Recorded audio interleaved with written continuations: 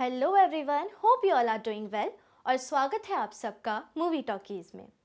सारा अली खान और वो भी देशभक्ति की पीरियड फिल्म फिर उषा मेहता जैसा कैरेक्टर सुनकर कैसा लगा?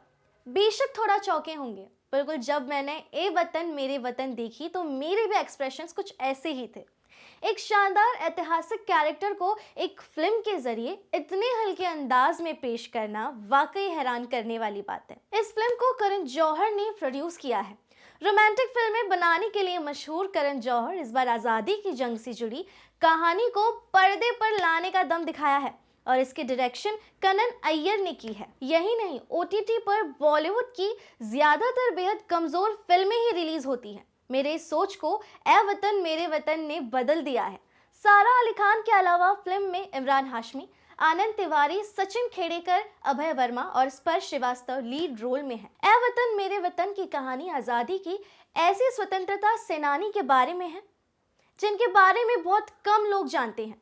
फिल्म की कहानी उषा मेहता की है, जिन्होंने आज़ादी की लड़ाई के दौरान कांग्रेस रेडियो चलाया था और वो इसे छिपकर चला। इस रेडियो ने 1942 के भारत छोड़ो आंदोलन के दौरान काफी काम किया था।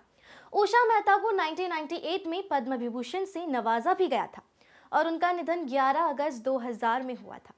बस इन्हीं उषा मेहता की कहानी को दिखाया गया है और इनके किरदार को सारा अली खान ने निभाया है। यही नहीं, राम मनोहर लोहिया का किरदार इमरान हाशमी ने निभाया है।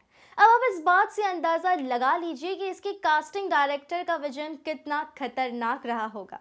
फिल्म में उषा के परिवार, तत्कालीन राजनीतिक माहौल, भारतीयों की आज़ादी के लिए संघर्ष, अंग्रेजों के अत्याचार और उस समय के महान नेताओं को भी दिखाया गया है। फिल्म ए वतन मेरे वतन की कहानी साल 1942 के भारत छोड़ो आंदोलन के दौरान की है, जब इसे दबाने के लिए अंग्रेजी हुकूमत ने गांधी और नेहरू समेत कांग्रेस के सारे बड़े नेताओं को जेल में डाल दिया था। साथ ही कांग्रेस पर प्रतिबंध भी लगा दिया गया था। ऐसे में कांग्रेस के कार्यकर्ता अंडरग्राउंड होकर आज़ादी की लड़ाई जारी रखते हैं। इस मुश्किल समय में आज़ादी की आवाज़ देश की आवाम तक पहुंचने की जिम्मेदारी कांग्रेस की एक नौजवान कार्यकर्ता उषा मेहता यानी सारा अली खान उठाती है। अंग्रेजी शासन में जज जैसे बड़े ओहदे पर बैठे हरिमोहन मेहता यानी सचिन खेड़ेकर भले ही अंग्रेजों का गुणगान करते थकते ना हो, लेकिन उनकी बेटी उषा देश के खातिर अपना घर भी छोड़ देती है। मशहूर स्वतंत्रता सेनानी राम मनोहर लोहिया यानी इमरान हाशमी की मदद से उषा और उसके दोस्त अपने रेडियो स्टेशन कांग्रेस रेडियो के माध्यम से जेल में बंद नेताओं की आवाज देश भर में पहुंचाते थे। क्रांतिकारियों की इस हरकत से अंग्रेजी हुकूमत तिलमिला उठी है और अपने अफसरों को किसी भी तरह से इस रेडियो स्टेशन की आवाज को चुप कराने का हुकूमत देती है।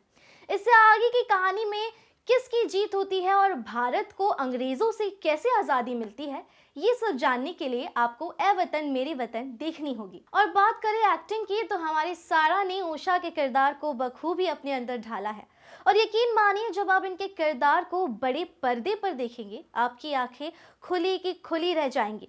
उनकी डायलॉग डिलीवरी और उनकी एक्टिंग आपको चौंका देंगे। और ऐसी खबरें भी आई थी कि इस मूवी में इमरान हाशमी का बस एक छोटा सा कैमियो है, लेकिन मेरी मानो इन सब पर विश्वास मत करो, ये उनकी पूरी भूमिका है। इस मूवी में उनका कैरेक्टर भी एक तरफ से अहम है।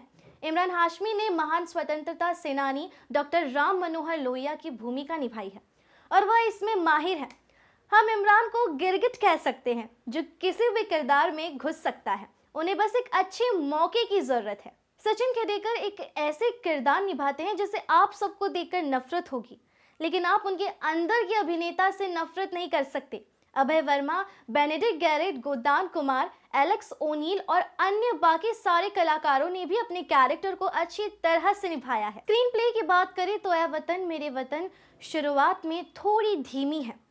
इससे पहले कि हम रेडियो की बात करें, लगभग 40वें मिनट में हमारे सामने रेडियो क्रांति का पहला नजारा होता है और उसके बाद पीछे मुड़कर नहीं देखा जा सकता। प्रोडक्शन डिजाइन, सेट्स, कॉस्ट्यूम्स और मेकअप डिपार्टमेंट सारे टॉप क्लास है और धर्माटिक एंटरटेनमेंट कभी भी कॉम्प्रोमाइज नहीं करता।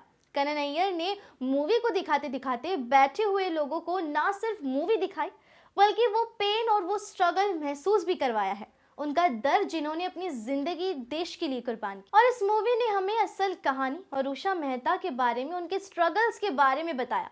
मुझे यकीन है इसे देखने के बाद हर एक नागरिक उन पर गर्व करेगा और हर एक नागरिक को उनकी ये मूवी देखनी चाहिए। तो अगर आप लोगों ने ये मूवी देख ली है तो कमेंट सेक्शन में ज़रूर बताइएगा कि आप सबको ए वतन मेरे वतन कैसी लगी। और बॉलीवुड से जुड़ी इसी तरह के तमाम रिव्यूज़ और खबरों के लिए हमारे चैनल मूवी टॉकीज़ के साथ बने रहिए। तब तक के लिए बाय बाय।